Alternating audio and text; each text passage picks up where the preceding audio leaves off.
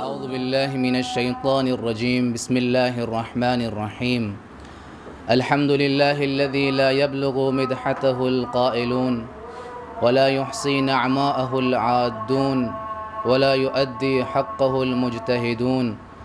اللهم صل وسلم وزد وبارك على النبي الأمي المدني المكي القرشي الأبتحي التهامي الرسول المسدد المصطفى الأمجد حبيب إله العالمين وخاتم النبيين مولانا ومولى الثقلين جد الحسن والحسين أبي القاسم وأبي الزهراء محمد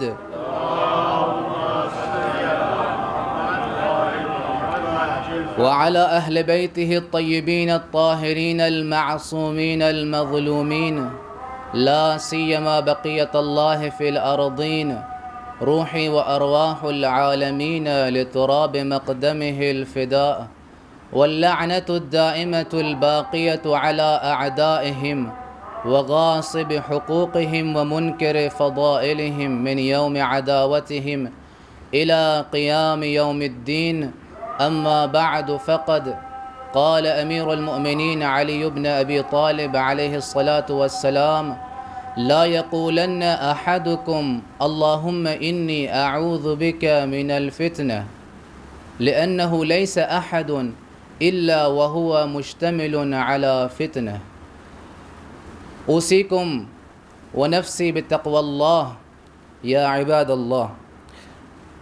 سب سے پہلے اس پہلے خطبے میں اپنے نفس کو اور آپ سبھی حضرات کو تقوی الہی کی تاکید کرتے ہوئے دعوت دیتے ہوئے، اس لیے کہ تقوی الہی وہ نفسانی ملکہ ہے جو انسان کو اللہ کے حقوق کی ادائیگی اور لوگوں کے حقوق کی ادائیگی پر آمادہ کرتا ہے.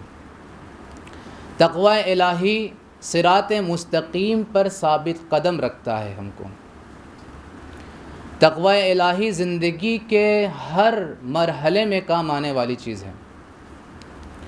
تقوی الہی وہی چیز ہے جو ہم کو واجبات کو انجام دینے اور محرمات کو ترک کرنے پر تیار کرتا ہے. اگر زندگی کے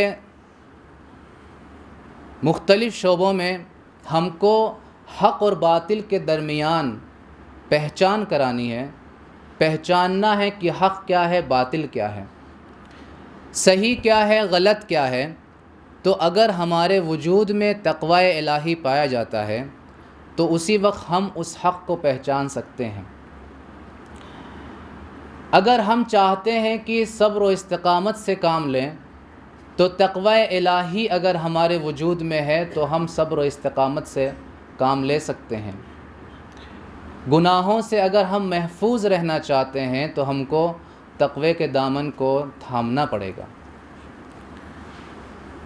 تقوی الہی مشکلات میں، اقتصادیات میں بھی تقوی الہی کام آنے والی چیز ہے. جب انسان مشکلات میں گھرتا ہے، مشکلات میں انسان ڈوب جاتا ہے تو وہ ذات، وہ چیز جو انسان کو اس مشکل سے نکالتی ہے، جو سبب ہے، وہ تقوی الہی ہے. قرآن مجید میں مختلف آیات میں پروردگار متعال نے ارشاد فرمایا وَمَن يَتَّقِ اللَّهَ يَجْعَلْ لَهُ مَخْرَجًا. جو تقوی الہی اختیار کرے گا اللہ اس کے لیے اس مشکل سے نکلنے کا راستہ فراہم کرے گا. دوسری آیت میں ہے وَمَن يَتَّقِ اللَّهَ يَجْعَلْ لَهُ مِنْ أَمْرِهِ يُسْرًا. جو تقوی الہی اختیار کرے گا اللہ اس کے کام میں آسانی فراہم فرمائے گا. تو عزیزان گرامی، تقوی الہی وہ سسٹم، وہ نظام ہے. مولا کائنات امیر بیان حضرت علی بن ابی طالب علیہ السلام ارشاد فرماتے ہیں کہ لا یقولن احدکم اللہم انی اعوذ بک من الفتنہ، مولا فرماتے ہیں کہ تم میں سے کوئی یہ دعا نہ کرے، اس طرح سے نہ کہے کہ پالنے والے اے پروردگار میں تیری پناہ چاہتا ہوں امتحان سے، یعنی مجھ سے امتحان نہ لے، اس چیز سے میں پناہ چاہتا ہوں۔ لأنه ليس أحد إلا وهو مشتمل على فتنہ، مولا خود دلیل فرماتے ہیں اس لیے کہ کوئی بھی شخص ایسا نہیں ہے جس سے اللہ کی ذات اس سے امتحان نہ لے۔ اللہ ہر ایک سے امتحان لیتا ہے، اللہ سب سے امتحان لیتا ہے۔ قرآن مجید کی مختلف آیات میں اگر آپ غور و فکر کریں گے، مطالعہ کریں گے، تلاوت کریں گے، تو اللہ نے صاف صاف کہہ دیا ہے، اسی چیز کو جو ہمارے خیالات میں ہے، اسی چیز کو اللہ نے پیش کیا ہے۔ بسم اللہ الرحمن الرحیم، افحسب الناس ان یترکوا ان یقولوا آمنا وهم لا یفتنون، کیا لوگ یہ گمان کرتے ہیں کہ اگر انہوں نے کہہ دیا ہم ایمان لے آئے تو کیا اللہ ان سے امتحان نہیں لے گا، ان کو چھوڑ دے گا؟ یا دوسری آیت میں اللہ نے کہہ دیا کہ امتحان لینے والے ہم ہیں اور یقیناً ہم امتحان لیں گے۔ وَلَنَبْلُوَنَّكُمْ بِشَيْءٍ مِّنَ الْخَوْفِ وَالْجُوعِ وَنَقْصٍ مِّنَ الْأَمْوَالِ وَالْأَنفُسِ وَالثَّمَرَاتِ وَبَشِّرِ الصَّابِرِينَ، یعنی یقیناً ہم جو ہے امتحان لیں گے، کبھی خوف کے ذریعے سے، کبھی بھوک کے ذریعے سے، کبھی اموال کے ذریعے سے، کبھی جان کے ذریعے سے، اور کبھی جو ہے باغات کے ذریعے سے، کبھی آپ کی اولاد کے ذریعے سے۔ اسی لیے مولا کائنات آگے فرماتے ہیں وَلَكِنْ مَنِ اسْتَعَاذَ فَلْيَسْتَعِذْ مِنْ مُضِلَّاتِ الْفِتَنِ، لیکن اگر پناہ چاہتے ہو تو گمراہ کرنے والے فتنے سے پناہ چاہو۔ کچھ امتحان اور کچھ آزمائش ایسی ہیں کہ اللہ جب امتحان لیتا ہے تو اگر ہمارے اندر تقویٰ نہیں ہے، توکل نہیں ہے، صبر نہیں ہے، تو ہم گمراہ ہو جاتے ہیں۔ تو مولا فرماتے ہیں اس چیز سے تم پناہ مانگو، یعنی اگر اللہ سے کہنا بھی ہے تو یہ دعا کرو پالنے والے جو ہم سے امتحان لیتے ہو اس امتحان میں ہم گمراہ نہ ہو جائیں۔ پھر مولا کائنات قرآن کی آیت کی مثال دیتے ہیں اور اس کو پیش کر کے کہتے ہیں کہ فَإِنَّ اللَّهَ سُبْحَانَهُ يَقُولُ وَاعْلَمُوا أَنَّمَا أَمْوَالُكُمْ وَأَوْلَادُكُمْ فِتْنَةٌ، خود پروردگار متعال قرآن مجید میں ارشاد فرماتا ہے کہ جان لو کہ تمہاری اولاد، تمہارا مال، یہ کیا ہے؟ آزمائش ہے، امتحان ہے۔ تو اللہ نے فرمایا کہ میں سب سے امتحان لوں گا، کوئی ایسا شخص نہیں ہے، کوئی بنی بشر نہیں ہے جس سے اللہ امتحان نہ لے۔ اللہ نے بڑے بڑے رسولوں سے امتحان لیا، اللہ نے بڑے بڑے نبیوں سے امتحان لیا، تو کوئی اس راہ میں مستثنیٰ نہیں ہے۔ ایسا نہیں ہے کہ اگر کوئی اولو العزم نبی ہے تو اللہ اس سے امتحان نہیں لے گا، اگر کوئی بہت نیک کردار والا ہے اللہ اس سے امتحان نہیں لے گا۔ خصوصیت ہی یہی ہے امتحان کی کہ امتحان سب کے لیے ہے، لیکن لوگوں کے الگ الگ نفسیات اور الگ الگ سچویشن کی وجہ سے اللہ لوگوں سے الگ الگ طریقے کا امتحان لیتا ہے۔ اسی ایک چیز کی طرف مولا کائنات نے اشارہ کرتے ہوئے کہا ہے کہ اللہ کبھی اولاد سے امتحان لیتا ہے، اللہ کبھی مال سے امتحان لیتا ہے۔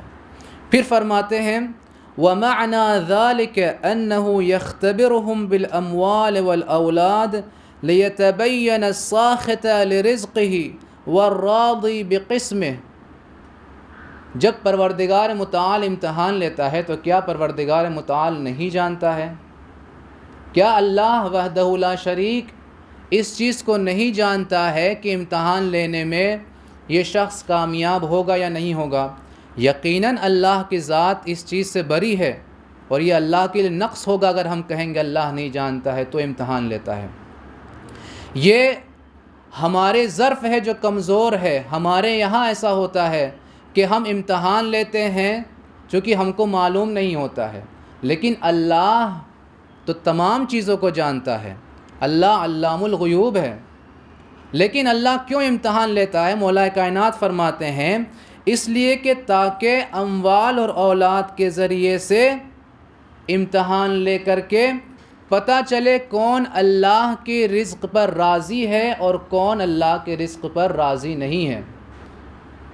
پھر فرماتے ہیں وَإِنْ كَانَ سُبْحَانَهُ أَعْلَمُ بِهِمْ مِنْ أَنفُسِهِمْ، وہی بات کہتے ہیں جبکہ اللہ وحدہ لا شریک وہ لوگوں سے ان کے بارے میں ان سے زیادہ جانتا ہے، ان کے نفسوں سے ان سے زیادہ واقف ہے۔ وَلَكِنْ لِتَظْهَرَ الْأَفْعَالُ الَّتِي يَسْتَحَقُّ الثَّوَابِ وَالْعِقَابِ، لیکن تب اللہ امتحان کیوں لیتا ہے؟ تاکہ ظاہر ہو جائے ان کے افعال کے ذریعے سے، ان کے اعمال کے ذریعے سے کہ کون عذاب کا مستحق ہے، کون ثواب کا مستحق ہے۔ چونکہ اللہ نے انسان کو اختیار دیا ہے اور انسان اس اختیار کے ذریعے سے چاہے تو اچھے راستے کو اپنائے، اس امتحان الہی میں کامیاب ہو کر کے وہ ثواب کا حقدار بن جائے، اور چاہے تو اس میں ناکام ہو کر کے عذاب کا حقدار بن جائے۔ یعنی انسان اپنے افعال کے ذریعے سے یہ چیز اس کے لیے ظاہر ہو جاتی ہے۔ چونکہ ہم کو تو علم نہیں ہے، ہم اپنے فیوچر کے بارے میں اپنے اعمال کو انجام دینے سے اس کے نتیجہ یقینی طور سے ہم نہیں جانتے ہیں، ہم علم غیب نہیں رکھتے ہیں۔ تو جس وقت اللہ امتحان لے گا ہمارے لیے خود ظاہر ہو جائے گا کہ ہم ثواب کے حقدار ہیں کہ عذاب کے حقدار ہیں۔ مال اور اولاد، اس کے بارے میں مولائے کائنات حضرت علی ابن ابی طالب علیہ السلام فرماتے ہیں کہ لیس الخیر ان یکثر مالک وولدک ولکن الخیر ان یکثر علمک وان یعظم حلمک۔ مولا فرماتے، مولا سے کسی نے سوال کیا کہ خیر کیا ہے؟ تو مولا نے فرمایا خیر یہ نہیں ہے کہ تمہارے اموال اور تمہاری اولاد میں کثرت ہو، بلکہ خیر تو یہ ہے کہ تمہارے علم میں زیادہ ہو، زیادتی تمہارے علم کے لحاظ سے ہو، اور تمہارے حلم جو ہے وہ بزرگ ہو۔ خیر اس چیز میں ہے۔ پھر مولا کائنات نے اسی حکمت نمبر 93 میں جہاں پہ بتایا کہ کس طرح سے اللہ سے ہم آزمائش اور امتحان میں درخواست کریں، اسی میں فرماتے ہیں لِأَنَّ بَعْضَهُمْ يُحِبُّ الذُّكُورَ وَيُكْرَهُ الْأُنَاثَ وَبَعْضُهُمْ يُحِبُّ تَمْثِيرَ الْمَالِ وَيُكْرَهُ انْفِلَامَ الْحَالِ۔ لوگوں کی خصوصیتیں بتاتے ہیں، بعض ایسے ہیں جو لڑکا پسند کرتے ہیں اولاد میں، لڑکی کو پسند نہیں کرتے ہیں۔ بعض ایسے ہیں جو مال کے فراوانی کو پسند کرتے ہیں، اور جو شکستہ حال ہوتا ہے اس کو پسند نہیں کرتے ہیں۔ تو اللہ اس کے ذریعے سے، مال اور اولاد کے ذریعے سے لوگوں کا امتحان لیتا ہے، تاکہ کون مستحب عقاب ہے، کون مستحب ثواب ہے، تاکہ لوگ اس امتحان کے ذریعے سے انسان پرورش پاتا ہے، انسان کمال تک پہنچتا ہے۔ امتحان الہی کا ایک مقصد یہ بھی ہوتا ہے تاکہ انسان پروان چڑھے، انسان ترقی کرے، انسان کمال تک پہنچے۔ جناب سلمان فارسی شروع سے سلمان من اہل البیت نہیں تھے، جب ان کے معرفت اور ایمان کے درجے میں اضافہ ہوا تب جا کے من اہل البیت کے درجے پر فائز ہوئے۔ جناب ابراہیم علیہ السلام نبی خدا ہیں، لیکن اولو العزم نبی میں سے نہیں تھے، امامت ان کو نہیں ملی تھی۔ جب اللہ نے ان سے مختلف امتحان لیے، کبھی جناب ابراہیم کو قربان گاہ میں لے کے گئے، کبھی نمرود کی آگ میں ان کو جھونکا گیا، ان تمام امتحانوں کو کامیابی کے ساتھ گزارنے کے بعد تب خدائے متعال نے ان کو امامت کا درجہ دیا۔ اور وہی امامت جب انہوں نے اس کی قدر و منزلت کو دیکھی، اس کے شان کو دیکھا، تو انہوں نے آواز دی پروردگار کیا یہ میری ذریت نے بھی اس چیز کو قرار دے گا؟ تو آواز آئی لا ینال عہد الظالمین، یہ چیز ظالموں تک نہیں پہنچ سکتی۔ تو تقوی الہی اور امتحان الہی، امتحان الہی میں کامیاب ہونے کے لیے تقوی الہی کی ضرورت ہے۔ اسی بات کے پیش نظر ہم کو بھی چاہیے کہ ہم بھی پروردگار کے متعال کے بارگاہ میں یہی دعا کریں کہ پروردگار ہم کو جو امتحان ہم سے لیتا ہے اس میں ہم کو تقوی اور صبر ہم کو عنایت فرما۔ پروردگار ایسے امتحان جس میں ہم گمراہ ہو سکے اس سے ہم کو محفوظ رکھ۔ بسم اللہ الرحمن الرحیم والعصر ان الانسان لفی خسر الا الذین آمنوا وعملوا الصالحات وتواصوا بالحق وتواصوا بالصبر۔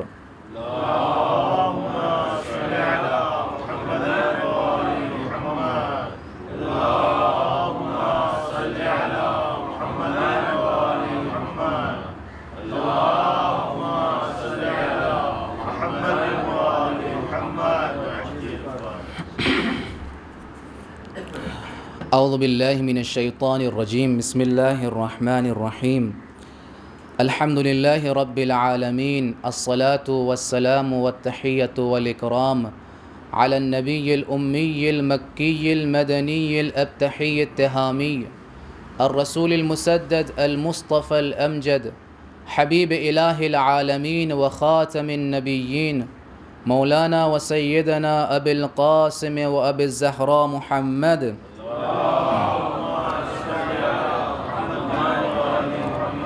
وعلى أهل بيته الطيبين الطاهرين المعصومين المظلومين اللهم صل وسلم على أمير المؤمنين علي بن أبي طالب عليه الصلاة والسلام وعلى فاطمة سيدة نساء العالمين وعلى الحسن والحسين سيدي شباب أهل الجنة وعلى علي بن الحسين زين العابدين عليه السلام وعلى محمد بن علي الباقر وعلى جعفر بن محمد الصادق وعلى موسى بن جعفر الكاظم وعلى علي بن موسى الرضا المرتضى وعلى علي بن موسى الرضا المرتضى وعلى محمد بن علي الجواد وعلى علي بن محمد الهادي عليه السلام وعلى حسن بن علي العسكري وعلى الحجة القائم المنتظر روحي وأرواح العالمين لتراب مقدمه الفداء اللهم عجل فرجا وسهل مخرجا ولعنة الله على أعدائهم وغاصب حقوقهم ومنكر فضائلهم من يوم عداوتهم إلى قيام يوم الدين أما بعد اوصیکم ونفسی بتقوی اللہ۔ اس دوسرے خطبے میں سب سے پہلے اپنے نفس کو اور آپ سبھی حضرات کو تقوی الہی کی دعوت دیتے ہوئے اس ہفتے کے مناسبات میں آنے والے ہفتے میں سب سے بڑی مصیبت اور سب سے بڑی مناسبت شہادت فاطمہ زہرا سلام اللہ علیہا 3 جمادی الثانی سن 11 ہجری۔ ویسے تو مسلسل پہلے تاریخ سے لے کر کے مجالس اور مختلف طریقے کے اجلاس شہزادی کے حوالے سے منعقد ہو رہے ہیں، آپ حضرات شرکت کر رہے ہیں۔ یقیناً جتنا ہم شرکت کریں گے، جتنا ہم معرفت حاصل کرنے کی کوشش کریں گے وہ ناکافی ہوگا۔ شہزادی کی شخصیت بہت بلند ہے، ہمارے اذہان، ہمارے ذہن اس تک پہنچ نہیں سکتے۔ ہم تو ان مجالس میں شرکت کر کے شہزادی کے اقوال کو مطالعہ کر کے پڑھ کر کے ان کی معرفت حاصل کرتے ہیں، دین کے بارے میں، ان کے افکار کے بارے میں، ان کی شخصیت کے بارے میں ہمیں معلومات حاصل ہوتی ہیں، اور یہ سلسلہ جاری رہنا چاہیے۔ جہاں پہ ہم ان تمام مجالس میں شرکت کرتے ہیں وہیں کیفیت بھی اس کی اسی طرح سے ہونی چاہیے، جیسے کیفیت ہونی چاہیے اسی کیفیت کے ساتھ ہم کو شرکت کرنا ہے اور منعقد بھی کرنا ہے۔ شہزادی نے اپنے زندگی میں اگر دیکھا جائے تو انہوں نے ولایت کی حفاظت میں اپنے تمام وجود کو صرف کیا۔ ولادت کے وقت بھی جس وقت رسول خدا پر یہ الزام آ رہا تھا، لوگ ان کو چڑھا رہے تھے کہ یہ ابتر ہے نعوذ باللہ، اس وقت خدا متعال نے شہزادی کو دے کر کے آیت کوثر کو نازل کر دیا اور ارشاد ہوا انا اعطیناک الکوثر۔ صرف یہ نہیں کہ ایک مولود بلکہ کوثر عطا کیا ہے، یعنی جہاں پر ولایت کے اوپر حرف آیا تو وہاں پہ شہزادی نے اپنی شخصیت یا اپنے وجود سے اس چیز کو ختم کیا۔ بابا کے بارے میں بھی یہی تھا، اور جب رسول خدا صلی اللہ علیہ وآلہ وسلم اس دنیا سے رخصت ہو گئے تو شہزادی پر جہاں مصائب و آلام ٹوٹ پڑے، شہزادی نے انہی تمام مصائب و آلام میں اپنے مقصد کو کامیابی کے ساتھ طے کیا۔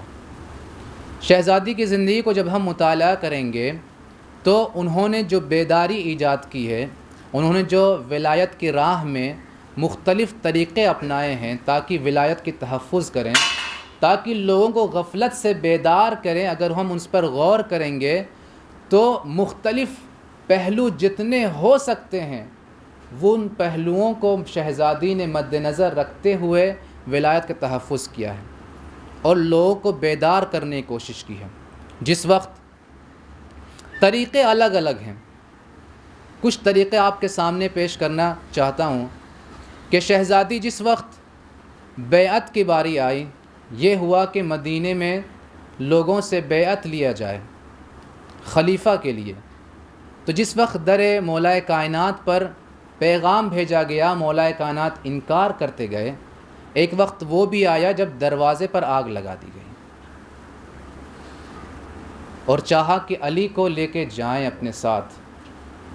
شہزادی پر وہ مصیبت وہاں پہ ڈھائی گئی شہزادی کے جسم پر، اور شہزادی در و دیوار کے درمیان آ گئیں۔ جلتا ہوا دروازہ اس شہزادی پر جو فخر مریم ہے، جو فخر حوا ہیں، فخر آسیہ ہیں، جو کائنات کے اولین و آخرین میں جتنے بھی خواتین ہیں سب پر بافضیلت ترین ہیں، ان کی سیدہ ہیں، سیدۃ نساء العالمین، اس شہزادی پر یہ ظلم ڈھایا گیا۔ عزیزو، مولا کائنات کو جس وقت مسجد میں لے کے جایا جا رہا تھا، گلے میں رسی کا پھندا اور کھینچ کر کے لے کے جا رہے ہیں شہزادی کو، جب ہوش سے افاقہ ہوا تو حسنین کو پکڑ کے مزائے رسول پر گئی ہیں۔ وہاں پہ شہزادی نے پہلا مظاہرہ بلکہ دوسرا مظاہرہ وہاں پہ اپنا احتجاجی طریقہ اپنایا۔ وہاں پہ رسول کے مزار پر جانے کے بعد رسول کے پیراہن کو لیا اور چاہتی ہیں کہ بد دعا کریں، لیکن مولا کائنات نے پیغام بھیجا اور وہاں پہ شہزادی کامیاب ہو کر کے مولا کائنات کو اپنے ساتھ لے آئیں۔ تحفظ ولایت، مولا کائنات کی حفاظت فرمائی۔ ایک وقت وہ بھی شہزادی نے اس طریقے کو بھی اپنایا کہ فدق جو شہزادی کا حق تھا، جس کو رسول کے زندگانی میں رسول نے ان کو عطا کیا تھا، ہبہ کیا تھا، وہ فدق کے لیے شہزادی جب گئی ہیں مسجد نبوی میں تو وہاں پہ شہزادی نے اپنے خطبے کے ذریعے سے لوگوں کے درمیان بیداری ایجاد کی۔ تو پہلا طریقہ شہزادی نے اس طریقے کو اپنایا کہ اگر بد دعا کر دیتی تو کیا ہو جاتا، لوگوں کو پتہ تھا شہزادی کی شخصیت کے بارے میں۔ دوسرا طریقہ خطبے کے ذریعے سے بیداری ایجاد کی۔ وہاں پہ انہوں نے اپنے عالم قرآن ہونے کا بھی ثبوت دیا اور اس وقت کے خلیفے کو انہوں نے ایسا جواب دیا کہ لوگوں کے درمیان بیداری پیدا ہو گئی، لیکن ابھی وہ بیداری مرحلے کمال تک نہیں پہنچی تھی۔ شہزادی نے وہاں پہ نظام ولایت کو بتایا، وہاں پہ ولایت کے تحفظ کے لیے شہزادی نے خطبہ دیا، اور یہ دوسرا مرحلہ یا تیسرا مرحلہ، تو یہ تیسرا طریقہ تھا جو شہزادی نے اپنایا تھا۔ اس کے علاوہ شہزادی نے امام حسن اور امام حسین کو اپنے ساتھ لے کر کے مرکب پہ سوار ہو کر کے مہاجر و انصار کے گھر میں جا کر کے ان کو بتلاتی تھی، ان کو یاد دلاتی تھی کہ غدیر خم بھول گئے؟ غدیر خم میں میرے بابا نے کیا اعلان کیا تھا، کس کو اپنا ولی بنایا تھا، کس کو اس امت اسلام کا جانشین قرار دیا تھا، رہبر اور قائد بنایا تھا۔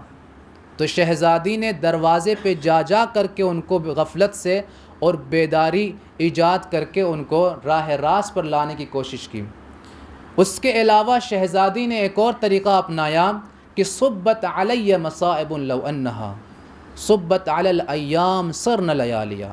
شہزادی نے جو ان پر اس قدر مصیبت پڑ رہی تھی بابا کے وفات کے بعد، بابا کے غم میں، اور جو ظلم ڈھایا جا رہا تھا اس کے اوپر، تو شہزادی اس قدر گریا کرتی تھیں کہ لوگ کہنا پڑا اے علی یا تو کہو رات میں روئیں یا تو کہو دن میں روئیں۔ شہزادی کے لیے الگ سے بیت الاحزان بنایا گیا جہاں پہ شہزادی حسنین کو لے کر کے کبھی احد کے شہداء کے مزار پہ جاتی تھیں، کبھی بابا کے مزار پہ جاتی تھیں، کبھی بقیع میں بیٹھتی تھی، وہاں پہ گریا کرتی تھیں، اور اگر کوئی پوچھتا تھا تو پھر وہ بیداری ایجاد کرتی تھیں، بتاتی تھی کیا ہوا ہے، کیوں گریا کر رہی ہیں۔ تو اس طرح سے شہزادی نے لوگوں کے درمیان بیداری ایجاد کرنے کی کوشش کی۔ اس کے علاوہ درس تفسیر قرآن دیا کرتی تھیں خواتین کے درمیان، وہاں پہ مدینے میں درس دے کر کے درس تفسیر قرآن کے ذریعے سے ان کے درمیان بیداری ایجاد کی، ان کو غفلت سے جگانے کی کوشش کی۔ اور جب ان تمام طریقے کو اپنایا، میدان میں بھی گئیں، تحفظ ولایت کے لیے قربانی بھی پیش کی، شہادت بھی دی، زخمی بھی ہو گئیں جس کی وجہ سے ان کی شہادت واقع ہو گئی، گریہ وزاری بھی کی اور اپنے مقام کو بتایا۔ شہزادی کو یہ بھی کہنا پڑا کہ میں جھوٹ نہیں بولتی۔ جو صدیقہ ہیں، جو طاہرہ ہیں، جن کے لیے آیت تطہیر نازل ہوئی ہے، ان کو یہ کہنا پڑا کس قدر ظلم ڈھایا گیا خاندان اہل بیت اور شہزادی کونین پر۔ ایک وقت وہ بھی آیا کہ شہزادی نے اپنے طریقے کو بدلا، احتجاجی طریقے کو چینج کرتے ہوئے انہوں نے چپ ہو گئیں۔ جب چپ ہو گئیں تو اس چپ ہونے کے ذریعے سے انہوں نے احتجاج کیا، اور جو وقت کے ظالم تھے، خلیفہ تھے، جب وہ آئیں اور انہوں نے چاہا کہ معاملے کو صحیح کر دیں تو انہوں نے اعتراف لے کر کے پھر چپی اختیار کی۔ جب ان کے لیے یہ ثابت ہو گیا کہ اگر شہزادی ناراض ہیں تو خدا ناراض ہے، شہزادی اگر راضی ہیں تو خدا راضی ہے، جب اس بات کا انہوں نے اعتراف کر دیا، اس کے بعد شہزادی نے چپ ہو گئی۔ پھر شہزادی نے اعتراف لے کر کے ثابت کر دیا کہ میں حق پر ہوں۔ تو کبھی چپ رہ کر کے انہوں نے احتجاج کیا، اور کبھی شہادت کے بعد وصیت کے ذریعے سے احتجاج کیا۔ اے علی، وصیت کی کہ علی مجھے رات میں غسل دینا۔ اے علی، جن لوگوں نے مجھ پر ظلم ڈھایا ہے ان کو میرے جنازے میں شریک نہ کرنا، وہ میرے جنازے پہ نہ آئیں، وہ میرے نماز جنازہ نہ پڑھیں۔ شہزادی نے اپنی قبر کو مخفی رکھ کر کے احتجاج کیا۔ تو شہزادی نے شہادت سے پہلے اور شہادت کے بعد بھی اپنے احتجاجی طریقے کو اپنایا۔ یہ ہمارے لیے درس ہے کہ ہم جن طریقوں سے ہو سکتا ہے ظلم کے خلاف آواز اٹھائیں، کبھی میدان میں جا کر کے، کبھی مصلی عبادت میں رہ کر کے، کبھی چپ ہو کر کے ظالم سے ہم احتجاج کر رہے ہیں، کبھی ہم کسی تحریر کے ذریعے سے، کسی آرٹیکل کے ذریعے سے، اپنے بیان کے ذریعے سے، اپنے خطبے کے ذریعے سے احتجاج کریں۔ تو شہزادی کونین کی شخصیت اس شہادت پر، آنے والی شہادت پر آپ سبھی حضرات کی خدمت میں تعزیت پیش کرتے ہیں۔ اور دوسرا مسئلہ جو کسانوں کا مسئلہ ہے، اس پر مسلسل جو ہے گفتگو ہو رہی ہے۔ آپ لوگ باخبر ہیں، کتنے دن گزر گئے ہیں، 50 دن ہو گئے ہیں، یہ کسانوں کا جو مدعا چل رہا ہے۔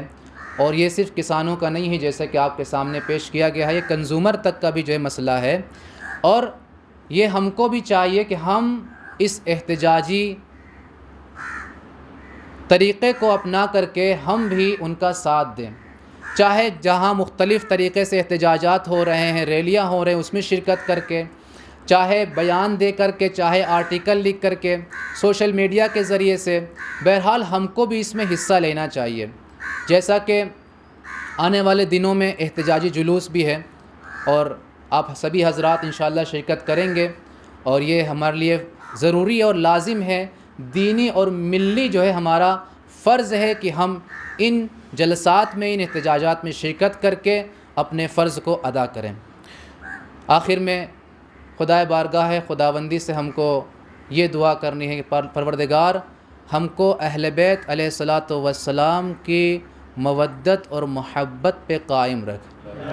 پروردگار ہماری زندگی، ہماری موت اہل بیت علیہ الصلاۃ والسلام پر رکھ. پروردگار ہمارے گناہان صغیرہ اور کبیرہ اور ہمارے والدین کے گناہان صغیرہ اور کبیرہ کو معاف فرما. پروردگار ہمیں نیک اعمال انجام دینے کی توفیق عطا فرما.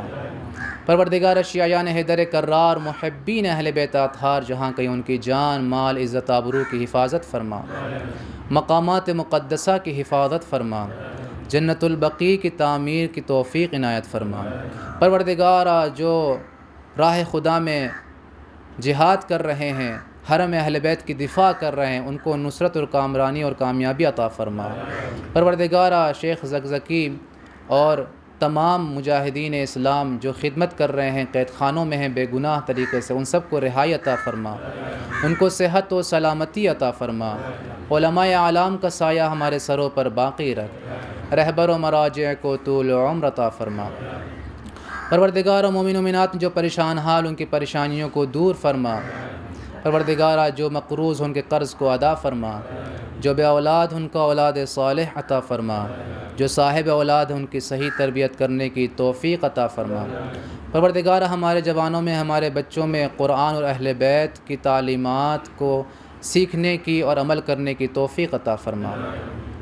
پرچم اسلام کو سربلند، کفر و نفاق کے پرچم کو سرنگوں فرما. دشمنان اسلام اگر قابل ہدایت نہ، ان کو نیست و نابود فرما.